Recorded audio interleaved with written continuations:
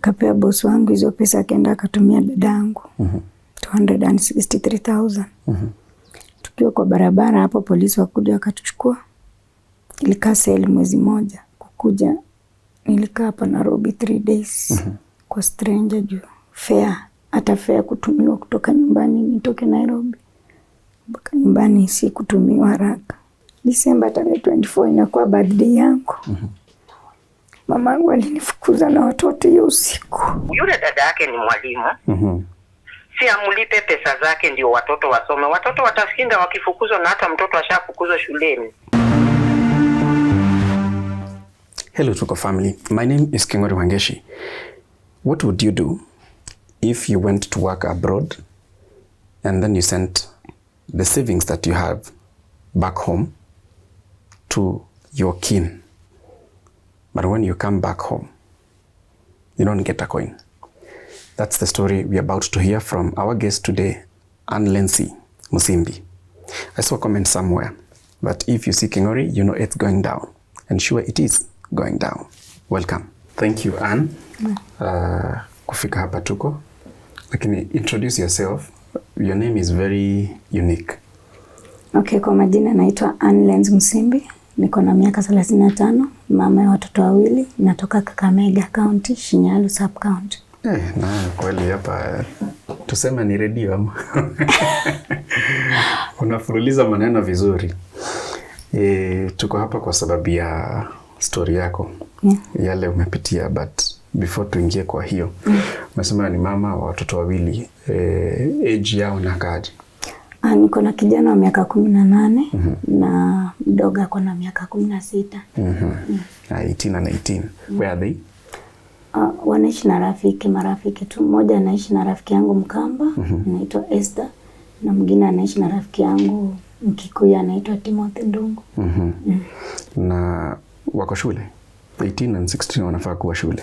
Wa 16 hajafanikiwa kwenda shule this time. Na jaribu niwezavyo hata nipate fare arudi shule. Huyu mkubwa yeye alifanya form 4 last year. Ako tu nyumbani since afanye form 4. Kwenu mmezaliwa mkiwa wangapi? How is your family? Tumezaliwa tukiwa 9, tumebaki 7, kijana 1, wasichana 6. And your parents? My parents, babangu alikufa. Pole. Mamangu wako, but not really. Yani hata ndio swali nataka nimuulize kama ni really my mom, juu the way amenitreat since udogo na mpaka na saizi. Sijawahi amini. Kwa sababu wakati umesema mami yuko, umetulia kidogo. Kuna ka story hapo. Relationship yako na your mom ni gani? Relationship yangu na mamangu haijawahi kuwa nzuri. Juu most of the time walikuwa kibreak na mzee anarudi. Anapata watoto wengine, wakikosana anabeba watoto wengine wanaenda. So mimi nimeishi kuishi na daddy tu maisha yangu yote. Sijawahi kuwa in good relationship na mama mpaka wa leo. Would you have wanted to have a better relationship with her? Nimejaribu sana. Nimetumia hata wajomba, watu wa kanisa kujaribu kumuuliza nini mbaya ama nilikosea wapi. Wenda nilikosea ama mimi ndio the reason walikuwa nakosana na bwana wake, siwezi jua. Nimejaribu. Nimetumia njia zote, watu wa kanisa, familia yake, wajomba, dada zake, lakini all in vain. So before tuende Saudia ulikuwa unafanya nini hapa Kenya? Nilikuwa tunaishi maisha ya shida. Nikipata niende watu maji, nifulie watu nguo, kulimia watu, hivyo tu maisha ikienda. Na kama uko na watoto 2, umeolewa wewe? Hapana. Sijaolewa. Niko single. Baba ya watoto wangu wana baba tofauti. Baba ya kijana wangu mkubwa hatukuwa in relationship. Yani it was like forced, something forced. He was too young, 14 years. Nikapata mtoto. But because alikuwa young mimi nilikuwa young, yeye mtu mkubwa, nikumeka tungeishi naye. After there nikapata huyo kijana wangu mdogo. another boyfriend kama jukule sikuolewa. And after there babangu alikuwa shakufa, sina mtu wa kuishi naye, it was about me. Kapata huyu kijana alikuwa Mtanzania, tulikuwa tunaishi tu naye. Bahati mbaya akapata accident akakufa 2009. Pole. Yeah.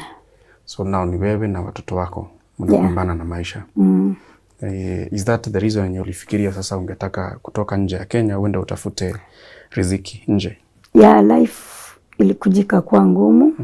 And life ilikujika kuwa ngumu, nikashindwa nitafanya nini na watoto. Nikaachia rafiki yangu watoto nikaenda Saudi. Juu nimegrow nikijua my family they don't like me. Hakuna mtu ananijali, hakuna mtu anaweza jali watoto wangu. Niliachia friend, but nikiwa huko Saudi my elder sister alikuja akashtaki huyo rafiki yangu kwa chief, akachukua watoto. Kuchukua watoto akakaa nao, siku mind juu I was far. Nilikuwa namtumia tu pesa ya mahitaji ya watoto, school fees nalipa mwenyewe. Suddenly sijui what happened, alikuja akachukua huyu baba ya mtoto wangu akaishi naye kama bwanake. Ala, your sister? Yes. Akachukua your baby daddy. Your baby daddy, yeah. Or the firstborn. Wakaanza kuishi pamoja. Wakaanza kuishi nao. After some months akatupata watoto wangu kwa street. Just a friend alipata ameandikia watoto wangu namba ya simu kwa karatasi. Kanitumia message akaniambia nimepatana na watoto wako town wako kwa street. Ndio nikajua watoto wangu wako kwa street. So after there nilikuja nikabeki mamangu na huyu mdogo wangu mwenye ananifuata. Kaambia watoto wako kwa street, anything can happen kwa watoto.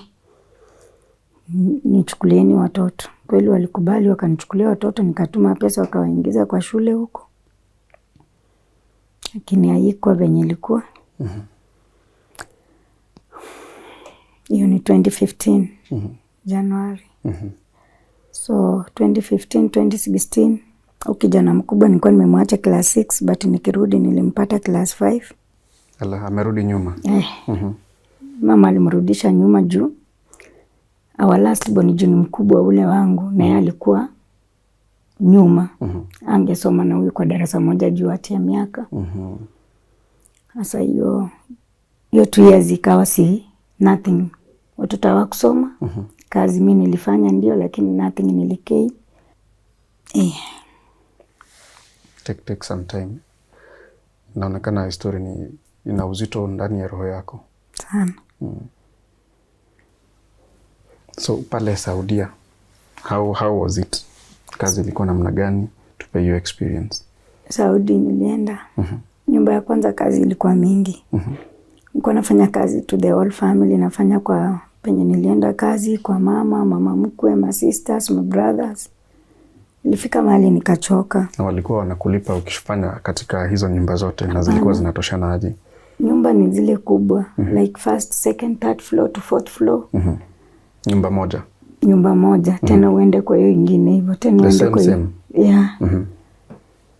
Na kwani hawa watu wa Saudia wanakuanga na nyumba kubwa aje?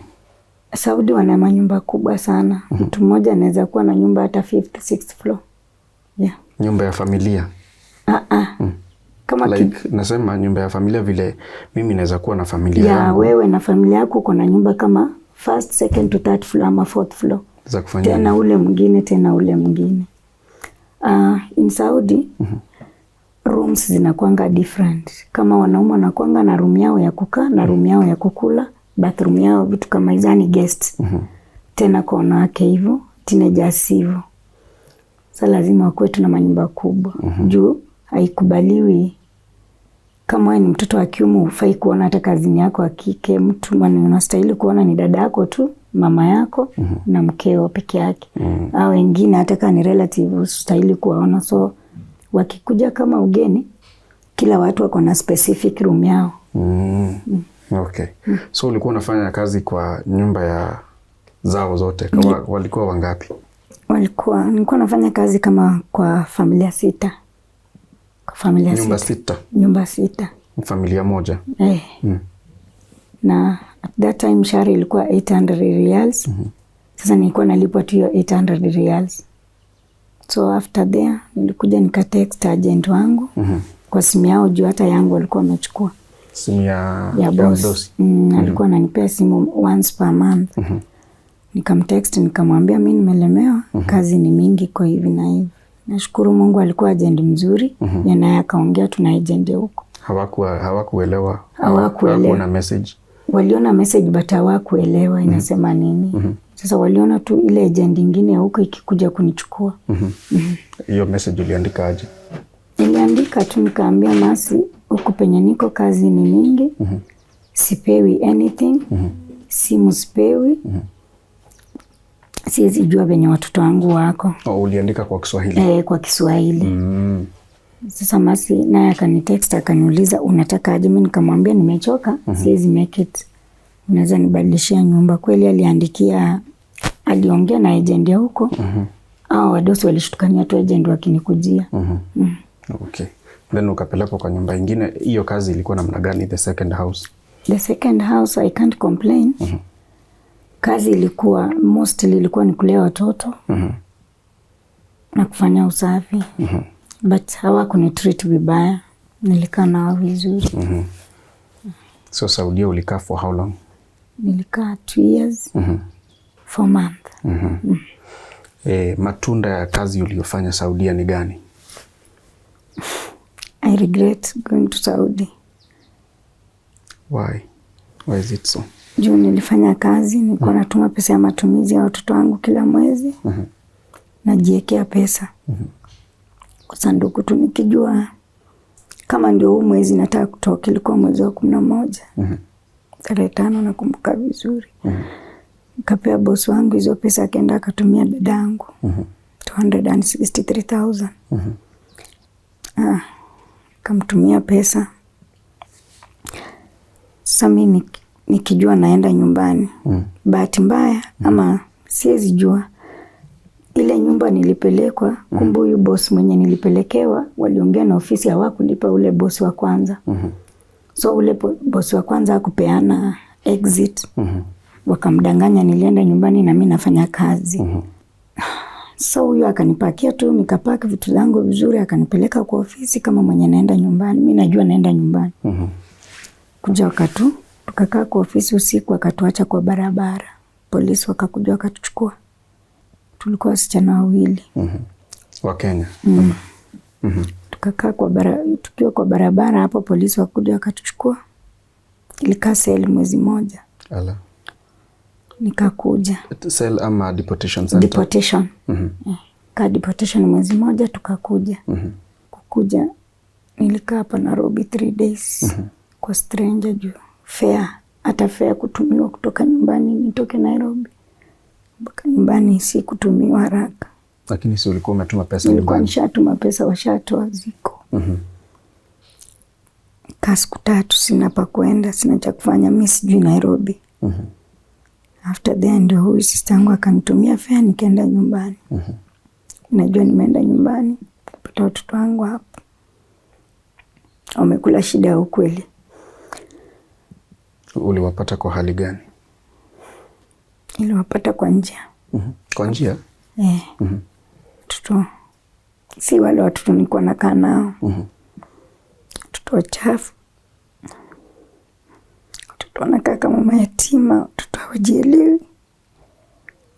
Unajua walikuwa wamekaanga kwa street, mtoka huko ndio wameenda kwa mama. Kaenda tu nyumbani kavumilia juu najua kitu nilikuwa najua mamangu haizilea watoto wangu juu hata mimi mwenyewe nilea. Kaenda nikakaa nikaitisha pesa. Sikuwa ipewa hata shilingi mpaka leo. Walikuambia nini? Mwanzo hakuna kitu nilikuwa naambiwa tu madam atakutolea pesa. Huyu sister yangu sasa ndiye ananifuata. Akakuja tukaongea, akaniambia nitaenda nikutolee pesa kidogo, mara tulikunulia shamba, basi nionyesheni hata mahali penyewe. Hawakunionyesha. December tarehe 24 inakuwa birthday yangu.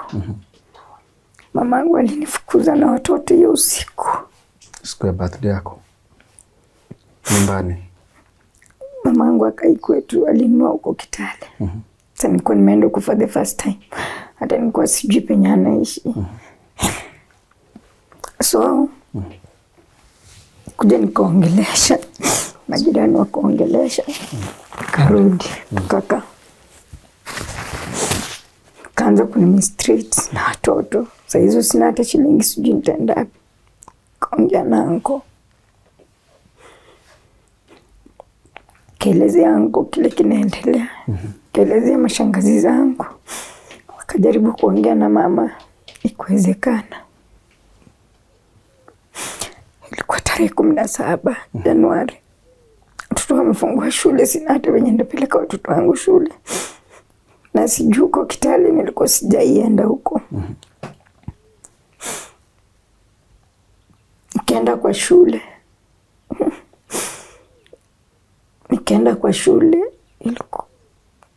Walikuwa watoto ndio wanafungua form 1 admission. Nikaenda kwa shule na hiyo receipt yenye nilitumia pesa.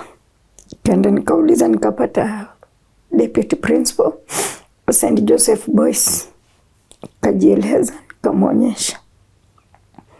Akaniambia tutaongea na Redemptor. My sister anaitwa Redemptor Kabere. Wakati walikuwa wanafunza St. Joseph Boys Kitale.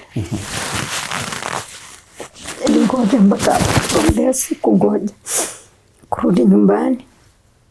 Mama alichukua hizo marisiti, kila kitu. Alihavu kukata sanduku yangu, kachukua kila kitu yenye ilikuwa inaonyesha nilituma pesa. Asiri ilinishika, sikuwa na otherwise. Juu hata fare kutoka Kitale kufika Shinyalu kwa babangu hakuna. Nuko kwa babangu hakuna mtu. Ndugu yangu ni mdogo. Nilienda nikanunua sumu nikakunywa. Kataka nikufe juu, singetaka kuona watoto wangu wakiteseka. Hata hospitali hawakunipeleka. Au stranger alikuwa hapo tu. Alikuwa simjui, hanijui. Ndio alinipeleka usiku Mkikuyu. Nani huyo? Timothy. Anaitwa Timothy Ndungu. Ndiye alinipeleka hospitali.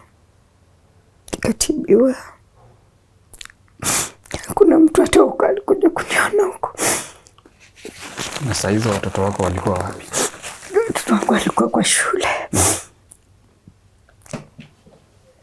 Alikuwa kwa shule, shule ya kawaida hii. But hata headmaster alikuwa amejua what I'm going through. Kaniambia shule si boarding, lakini wacha watoto wakae. Watoto wakae tu hapo. Tima kanipeleka hosi. Kashughulika na mimi mpaka wenye nilipoa. Katoka nikaenda kwa kazini yangu. Beki tu dadangu nipea hata 5,000 tu nianzie maisha. Kunipea. Wakaungana na mama, familia yote. Saizi siongeangi na ndugu yangu yoyote. Watoto wa babangu na mamangu. Sijui mimi ni nani. Sina uhakika kama ni mamangu. Yaani sijijui kabisa. Yote imeleta shida juu ya pesa. Juu ya pesa? Juu ya pesa ya Saudi. Zile wewe ulifanyia kazi? Zile mimi nilifanyia kazi. So from there, nimekuwa tu nikisafa na watoto. From one friend to another friend. Kajaribu kwenda kwa mjomba. Kamwongelesha, kamweleza. It's like my sister, jua wana pesa walikuwa naongana huko. Kisema ana pesa? Ana pesa aje na alichukua, unasema alichukua yako? Ni mwalimu anapata salary. Ana mabusiness. Kamwomba hata niandike tu hata kazi ya usafi. Juu mimi mwenyewe sijasoma. Hata kazi ya usafi tu. Hapana. 2019 kijana wangu akafanya class 8. Akapata 372 marks. Sikuwa hata na shilingi. At that time nilikuwa nimeenda kutafuta kazi Dubai, sijapata, niko tu huko. Dubai tulikuwa tunalala mpaka kwa uwanja tu, watu wengi wakati wa corona. Tunategemea chakula ya mosque. Ulirudi huko tena? Nilikuja nikarudi Dubai, lakini huko sikupata kazi. Kwani ukitoka hapa haukuwa umeenda na agent? Tulienda na visiting visa. Sasa ikaisha, korona ikaanza, sasa ikawa hakuna kutembea Dubai. Hakuna mahali popote unaweza enda. Katu mpaka venye nilirudi bila kazi. Komba dadangu, wewe ni mwalimu, mimi niko mbali basi. Tafutia tu mtoto basari tu. 372 anaweza pata hata basari. Aende shule. Hawakufanya hivyo. Kuna kitu walinisaidia. Nilikopa pesa kwa branch, Dala, Timeza, Mshwari. Mpaka nikakuwa blacklisted mpaka nao. Kuna mwanamke mwingine just a stranger from Facebook. Tasimjui. Alikuwa anaitwa Rahabu Mwangi. Kanitumia 10K. Kaongezea. Kapeleka mtoto shule. Mtoto wangu amekuwa akisoma sababu ya disciplinary yenye ako nayo. Nikipata nalipa kidogo. Mpaka venye amefanya form 4. Mdogo hivyo. Lakini sa maisha ya kuishi. Naishi from one friend to another friend. From one friend to another friend. Ndio from there. Mama alikuja kuongea vibaya. Mpaka kuongeza laana kisa na maana nauliza pesa. Hakujali hata venye nilikuwa mgonjwa ama nini. Alisema nini? Hajawahi sema chochote mpaka na saa hii. Nafika mahali hata nawamiss kama ndugu zangu, kama mamangu. Hata juzi nasikia na miss. Mimi mwenyewe nampigia simu nijaribu kumdanganya at least hata nijue tu kama anaweza kuwa anakumbuka na mtoto kama mimi mahali. Juzi nikamdanganya mama niko mgonjwa, niko hospitali. Kenya anafanya ni kuambia huyo Timo, huyo dada yake anasema ni mgonjwa, muulize. Huyo Timo ni Mkikuyu, ni mtu alinisaidia tu. Hangaika. Ndio unasema ati aliongeza laana, alisema nini? Kwa sababu naitisha mtoto wake pesa. Itakuwa nahangaika tu kila mahali. Sasa namuuliza pesa ni yangu mama, nahangaika aje? Sijaiba. Sijaitoa kwa reda hata chochote, hata kumuomba 5 bob. Hata wakati nilikuwa sina kazi. Nikiishi tu maisha ya kuhangaika, sijawahi waomba juu mimi najua. Babangu ndiye alikuwa mtu angenisaidia. Wanza alikufa, kuna mtu anaweza nisaidia. Kwa naishi by my own tu. Tatizo kubwa ilikuwa sababu ya pesa ya Saudi. Imeniletea matatizo. Hata saizi nimekaa kwa rafiki yangu karibu miezi 3. Atafuta kazi ati kwetu ya nyumba hapa Nairobi sijapata.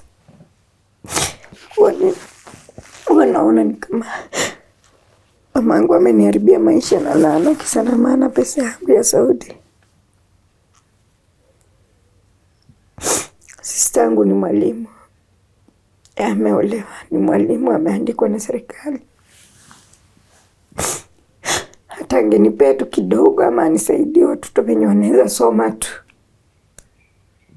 ingekuwa tafadhali, lakini sijui. Na tangu utoke umekuwa ukifanya nini? Kuambia ni ngumu. Ni ngumu. Hata kupata hiyo kibarua ni ngumu, niko tu. Sometimes ukushako. Nisaidie watu kuchemsha chang'aa. Ama kulimia watu. Ama kwenda forest ndio niuze hizo kuni. Na chang'aa ni hatia? Sasa mimi siuzi. Mtu kama anachemsha aniambia kuja msaidie kuchemsha nikupe 200 ama 300. Sinaenda tu sababu sina otherwise kitu ndafanya. Na sasa ungepata na namna ya kurudi Saudia ungerudi? Siwezi rudi kwa juu sikupewa exit. So sasa huko karatasi zimekwazika huko. Yeah. So hapa Kenya ni nini unaweza fanya? Nilichanganyikiwa hata sijui kitu naweza fanya. Na kazi ambayo unaweza fanya hapa Kenya ni gani? Naweza fanya business. Gani? Nikipata. Gani hiyo? Ya kuuza nguo ama cereals. Kwa sababu kijana wangu amemaliza form 4. anaweza nisaidia. Juu sasa siwezi danganya saizi naweza mpeleka shule. Sina kitu naweza msaidia saizi. Anakaa tu kwa rafiki yangu. Hiyo pesa wakati ulikuwa unatumia nyumbani, ulikuwa umepangia nini? Pesa nilikuwa nimepangia juu wakati watoto wangu walikuwa wadogo. Nilikuwa nimepangia hiyo pesa nikipata inue mahali juu. I'm that black sheep in the family since my dad alikufa. Why are you describing yourself as the black sheep of the family? So sorry. Nakwambia siongei na mamangu, siongei na dada zangu. No one, hakuna mtu anajali niko happy. Naishi wapi hata wenyewe hawajui nafananaje saizi. Hata mimi mwenyewe siwajui. Siwezi wajua saizi. Kwa sababu wanaishi kivyao, naishi kivyangu. I'm just me and God. No. Nilijua lazima itokee hivyo. Juu since childhood nilikuwa naishi na father peke yake. After dad amekufa, ilionekana wazi sina mtu anaweza nisaidia ama anaweza kuwa karibu na mimi. So sorry. Take heart.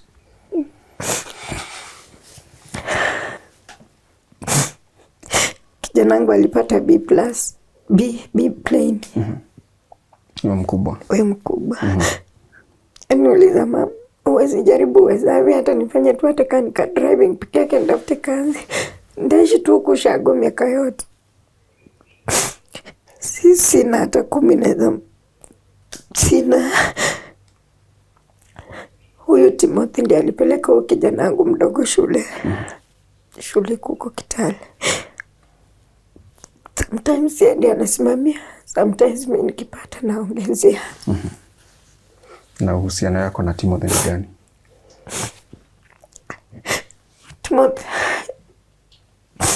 Timothy is just God sent. Mungu ndiye alinitumia tu. Wakati nilikuwa nimelemewa hapo. Ndiye alinipeleka hospitali. And from there, amekuwa ndugu kwangu. Zaidi ya ndugu. Ndiye amekuwa akinilelea watoto. Ndiye amekuwa akinilelea watoto. Kutoka wakati juu. Sijawahi pata mahali pa kukaa. Kutoka wakati. Amekuwa nakaa from one place to another. Yeah. Take some time, breathe kidogo. Ndio tuweze kuendelea. Si ndio?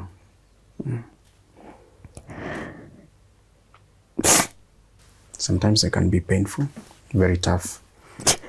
Especially when you're dealing with family matters. Your own people. Making you go through some difficult situations. It can be tough.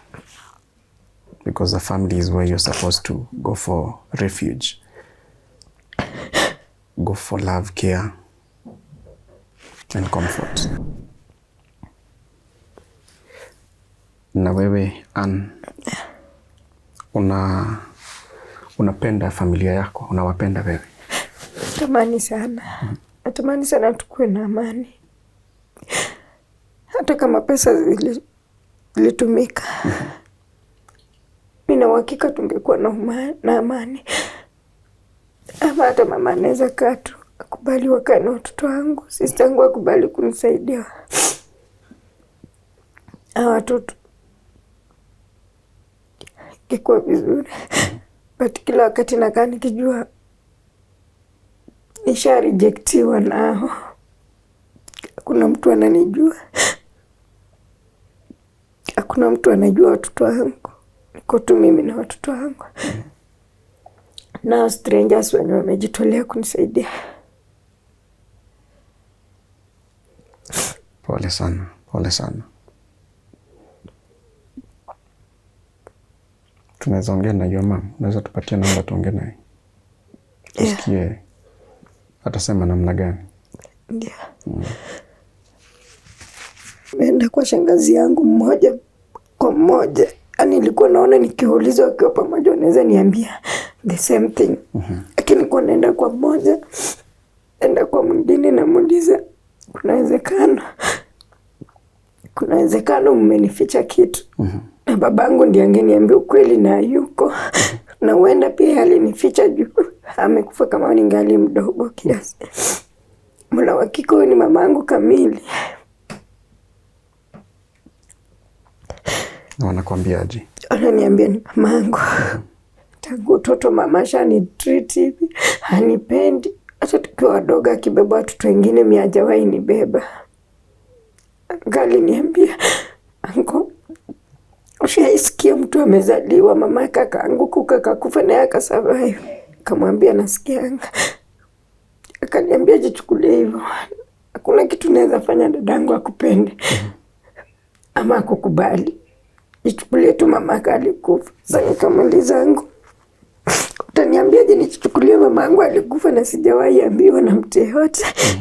Sijawahi jua sababu ananichukia. Badala wewe uniambia muulize kwa nini anitenga kwa watoto wengine hivi. Unaniambia nichukulie ni kama mamangu hayuko. Angali niambia ndio kitu naweza jisaidia nayo tu, na ndio kitu anaweza nisaidia tu kwa amani yangu. Sasa ni wewe peke yako? Ni mimi tu. Tusaidie na namba yake. Yale hayawezekani kwa mwanadamu, kwa Mungu yanawezekana. Mimi atashika. Sasa ya sister yako ndio hauna. Ungetaka usaidizi wa aina gani kutoka kwa hii familia ya Tuko? Ningependa kama kunaweza patikana mtu wa kunisaidia. Mostly iko na mahali nilipata point 2. Nijenge pete tu wenye naweza jenga hapo kwa nyumba ataka kuweka matope. Mahali naweza kaa ni kuwe na amani. Juu hata huko nyumbani nikikaa huko, wakati wanaambia watu niko kwa ndugu yangu, wanaanza kunifuata na maneno. Hata saa hizi wenye niko huko, dadangu mkubwa ameitana ndugu yangu kwa chief. Wameitana kwa chief kwa nini? Na hakuna yani sistahili kabisa kuwa nyumbani. Sistahili kuwa kabisa nyumbani. Nyumbani si ni kwenu? Ndio, lakini sistahili. Kwa nini? Hapo ndio kitu sijui, ndio kitu nataka nijue kutoka kwa mamangu. Hata nyumbani si kwake huko kwenye anaishi, kwa ndugu yangu. Sistahili kuwa huko. Niko na mahali nilipata point 2 huko Kakamega. Pesa hiyo ya kununua hiyo point 2 ilitoka wapi? Pesa nilikuwa nang'ang'ana tu vibarua na save. Nakuambia sasa watoto, rafiki yangu ananisaidianga. Yani anaelewa maisha yangu, sasa kaniambia about watoto. Ukipata school fees unaongeza kidogo mimi kidogo, lakini about kula kunywa ndawachukulia kama wetu. Na yeye kuna familia? Kuna familia. Ni orphan tu pia. Lakini alinichukua kama dada yake. Okay. Kama kuna mtu anaweza jitokezea tu nisaidie kupeleka huyu mtoto wangu, ama je yote tu, hata kama ni kazi anaweza nipea nijue wenye naweza saidia watoto wangu wasome, naweza furahi. Sababu mimi mwenyewe nimeachia shule class 6. Wana maisha magumu. Sasa hivi umetoka wapi? Sasa hivi nimekuwa kwa rafiki yangu huko Kibra. Najaribu kutafuta kazi sijapata. Imebidi nirudi tu nyumbani. Unaweza nisaidia na namba ya rafiki yako?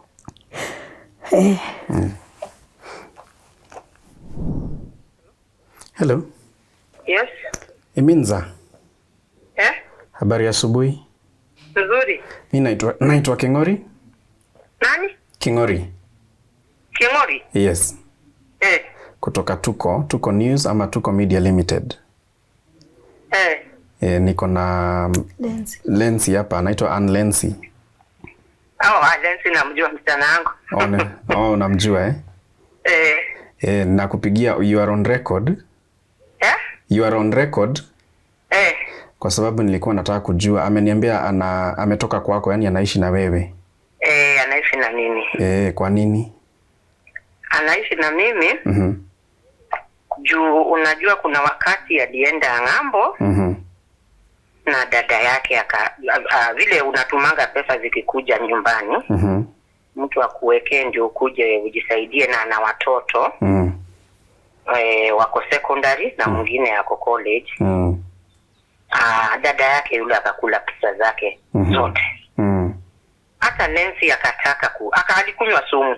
First of all, alikunywa sumu hadi akapelekwa kwa hospitali. Sasa hata mimi nataka asaidike, kwa sababu yule dada yake ni mwalimu. Si amlipe pesa zake ndio watoto wasome. Watoto watashinda wakifukuzwa, na hata mtoto ashafukuzwa shuleni. Na yeye ako na pesa zake, na akisema anataka pesa wanasema watammaliza. Wanamtishia maisha. Yeah, wanamtishia maisha. Nilikuwa nataka kujua kweli kwamba anaishi na marafiki, manake ameniambia anaishi na marafiki. Mimi ni kama tu hata mama yake, juu mimi ni mtu mkubwa. Haya basi, asante, uendelee kumshikilia na sisi tumshikilie upande huu tuone kama juu ako frustrated sana. Unajua roho yake ni ya haraka, hata anaweza kunywa sumu. Hatutaki akifikiria hiyo mambo. Ndio nimekaa na yeye, hata sitaki atembee sana. Nataka tu Mungu amsaidie hata apate nini ya kwenda ng'ambo tena, ndio anafikiria watoto wake wenye watasoma. Okay. Sasa hiyo amefukuzwa shule, hasikii vizuri. Anakumbuka hizo pesa zake na ni nyingi sana. Yeah. Asante sana. Welcome. Huyo ni rafiki yake. That is one of her friends who takes care of Lindsay. She stays with her around here in Nairobi. So you can tell that the tears that Lindsay has are genuine. If she has such friends, it also shows that the society cares for her. So Lindsay, usijidhuru, we care for you. Sawa sawa. Na familia pia kubwa ya Tuko, najua they will support you in one way or another. Would you be willing to give out your number? Yeah. Please do. Namba yangu ni 0718 411 333. Irudie tena. 0718 41 13 33. Registered as? Anlency Musimbi Shikundi. Anlency Musimbi Shikundi. Asante sana Anlency, and we wish you the very best. We hope that there are some people who will take action. At least unajua pia si lazima muende kotini ama wapi na wapi. Mnaweza keti mkajadiliana kama familia, na bado we are going to still look for your family. Tutafuta your mom, your sister. We also hear their side of the story. Tuone how this can be resolved. Sindio? Please. And we wish you the very best. Asante. Yes. Take care of your two young men. They have a bright future because they have a hard-working mother. Thank you. We wish you the very, very best, Lindsay. And thank you for your time and sharing your story with us. Asante. Ukiongea na mama muulize kabisa mimi nani kwake. You can imagine mpaka idea alininyima nilichukulia kwa aunti yangu. I will. Nitamuuliza. Yani I'm very different. Hata idea, hata jina pekee yake similikia boma. Idea alininyima, death certificate ya father alininyima. Kabidi juu nilikuwa nimefikisha miaka ya kushika ID. Nikaenda nikaomba aunti yangu ndiye akanipea ID yake. And I'm very different. Very different sir. Sijui kwa nini, sijui nilikosea wapi, na kama kuna kitu niliwakosea naomba nisamehe juu mimi nahitaji amani. Nahitaji familia. Na kaka mtu sina ndugu. Sina wazazi. While najua mama yako. Inaniuma sana. Pole sana. Nikimpata nitamuuliza hayo maswali. Hello. Naongea na Florence. Mimi naitwa Kingori. Kutoka Nairobi, chumba cha habari kinaitwa Tuko Media Limited. Nilikuwa naongea na msichana wako anaitwa Anlency. Ni msichana wako? Sasa nilikuwa nataka, kuna maneno waliniambia, sasa nilikuwa nafuatilia nijue shida iko pande gani ya kifamilia na pesa zake na uhusiano wenu namna gani. Anasema kuna pesa ambazo familia iko nazo zake. Familia kama akina nani? alitaja mamake na sister yake. Alitumia sister yake, lakini wewe kama mamake umechukua upande wa sister yake. Sasa hajaweza kupata pesa zake.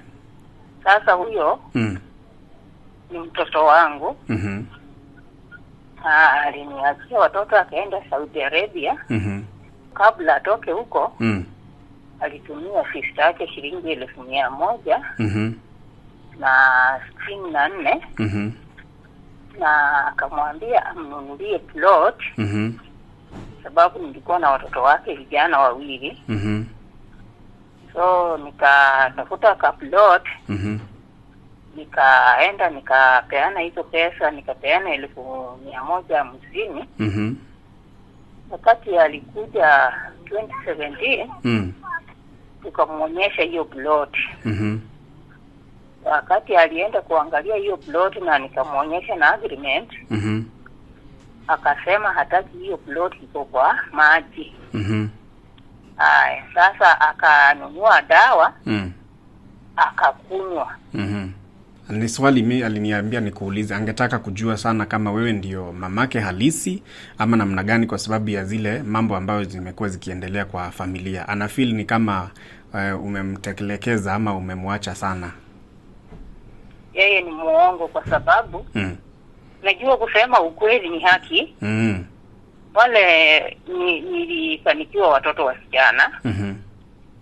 So nilikuwa na watoto 11, vijana tu mmoja.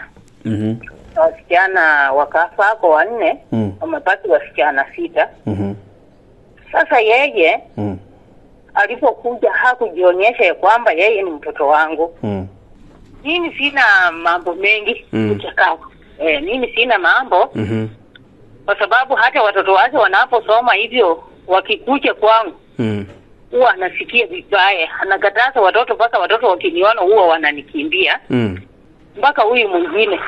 Okay. Na nikamwambia kama ningekuwa mama mbaya ningekula hizo pesa, singeenda kununua shamba. Nilinunua hiyo shamba kwa sababu hao watoto ni vijana. Mimi nilimwambia ashuke.